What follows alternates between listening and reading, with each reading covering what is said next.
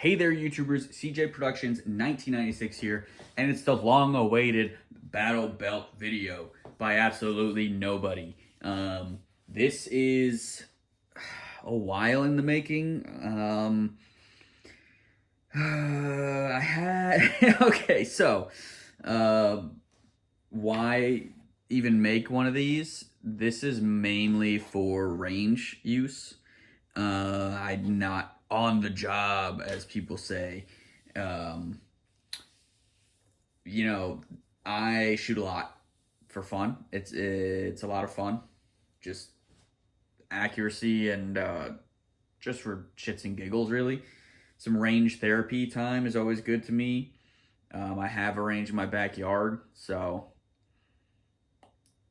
it's pretty easy to just go shoot. 50 rounds, train, practice mag changes, do all that jazz, and that once you start, because I started off like a lot of, I wouldn't say hillbillies, but like you just kind of get a gun and you go in the woods and you shoot a paper, and that gets you down the rabbit hole of like why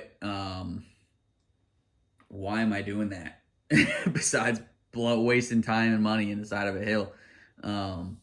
But then I started, trying to get more accurate and do all that stuff and trying to do everything faster and just try and get better at everything.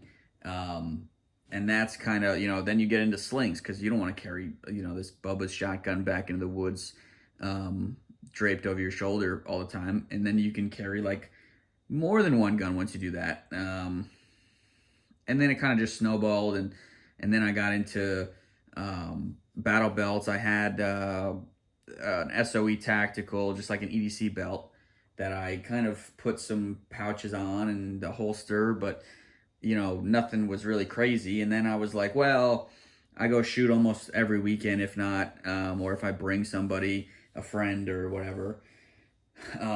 It's not fun to like just throw everything in a JanSport backpack, kind of, figure out, oh, I need this and that while I'm out there. And then, oh, I forgot that. Let me go back to the house. Let me do this. So it's like kind of a whole thing. And then my brother had like a kick-ass battle belt when I went to his, he got out of the Army like 8 years ago now, probably 9 years ago.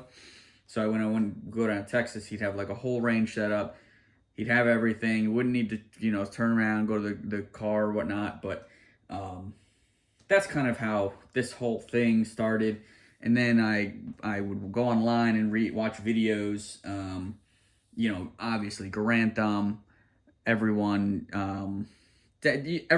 once you get to a point, you've gone down the same rabbit hole I have. So if you're watching this video, you're already down the rabbit hole that I'm at.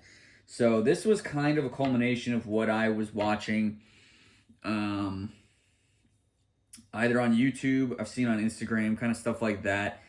Not like super operator dudes, Lucas Botkin, Miss Tactical Twink and all that, but Flannel Daddy, and you once you're in the circle for a little bit, Terran Tactical and his Edge of the Precious and all that stuff. And if you don't, it's all hilarious and it's fun and it's funny, and I spend a lot of time doing that, but it's also fun and nice to buy the stuff. So this is kind of what I've decided on.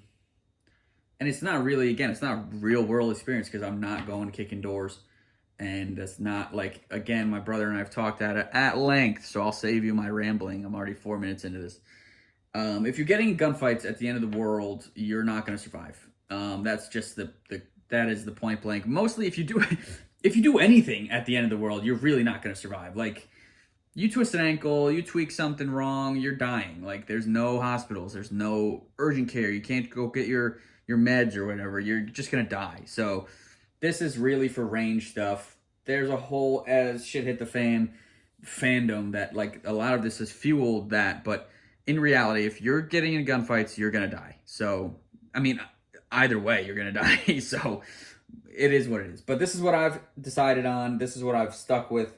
There's, you can go in the comments and be like, oh, well, I saw Blue Alpha and I saw Bison belts and I saw this and that. And that's great and all.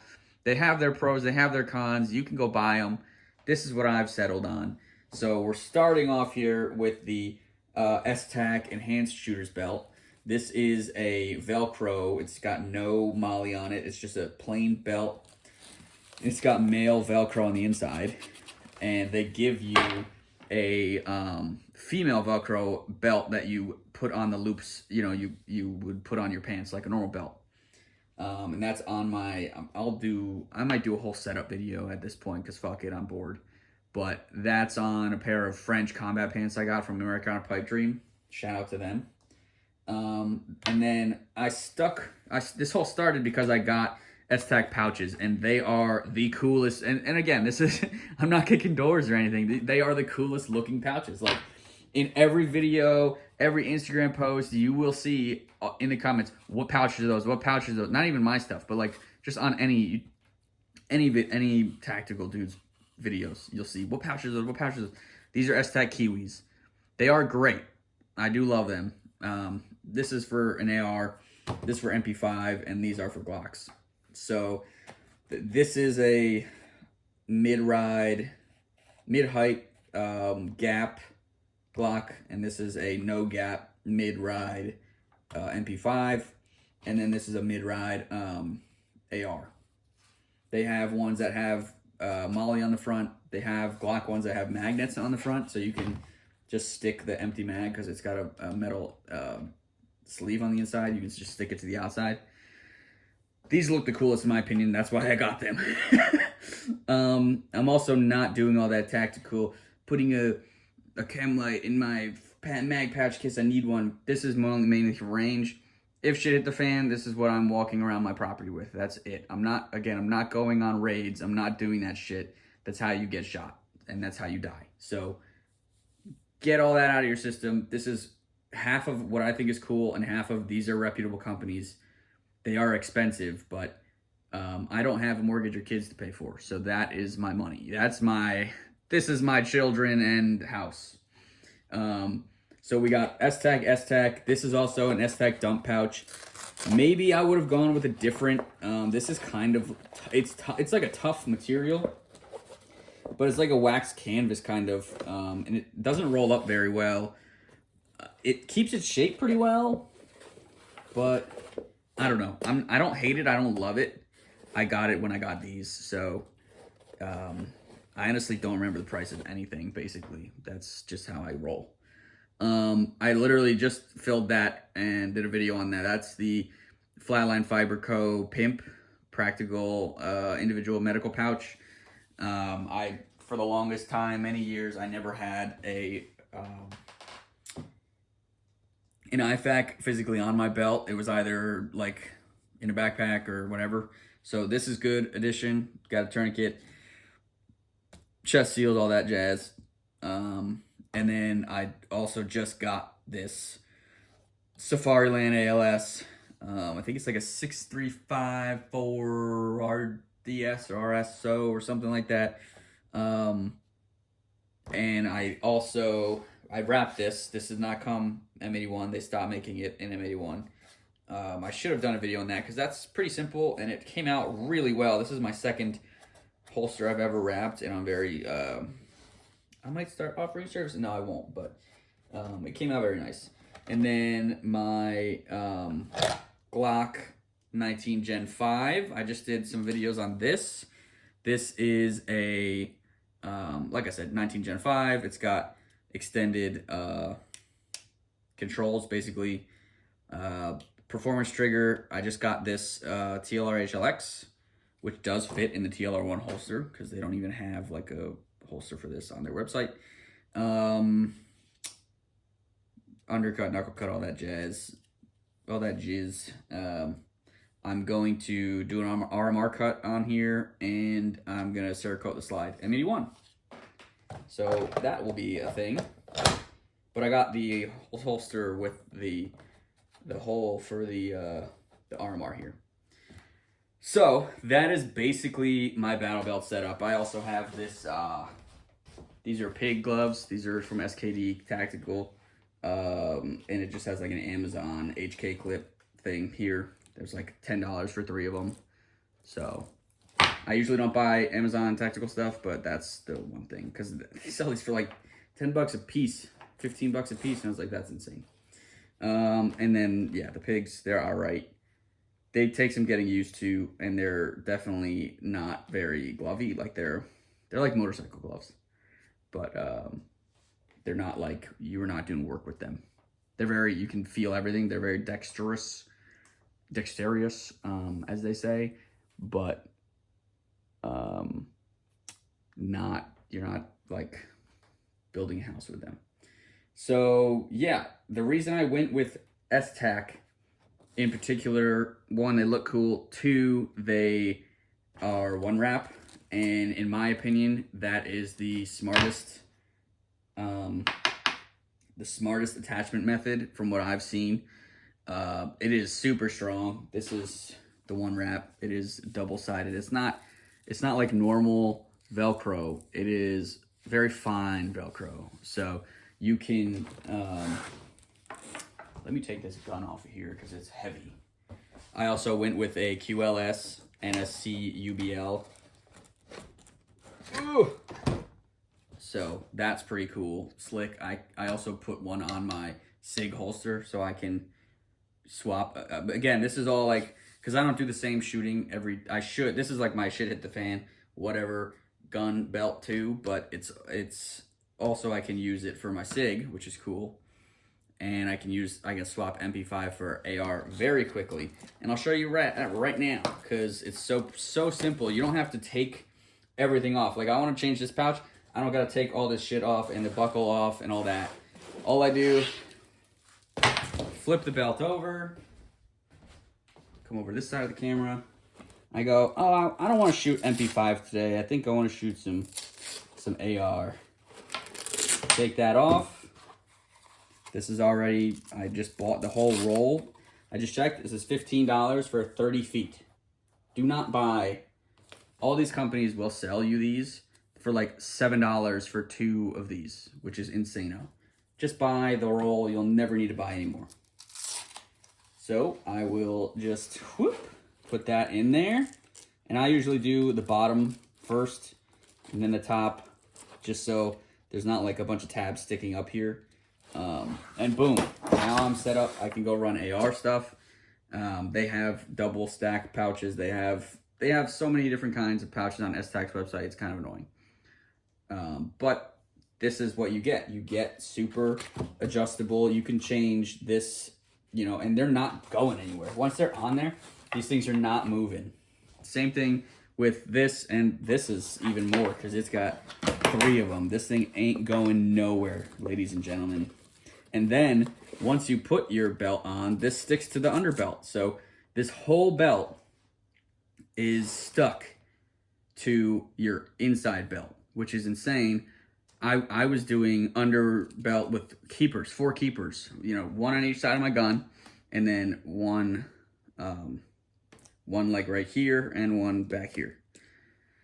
And that sucked ass because they would still bounce up and down. They ride kind of weird. When you put the best way to do it is you put your gun on first.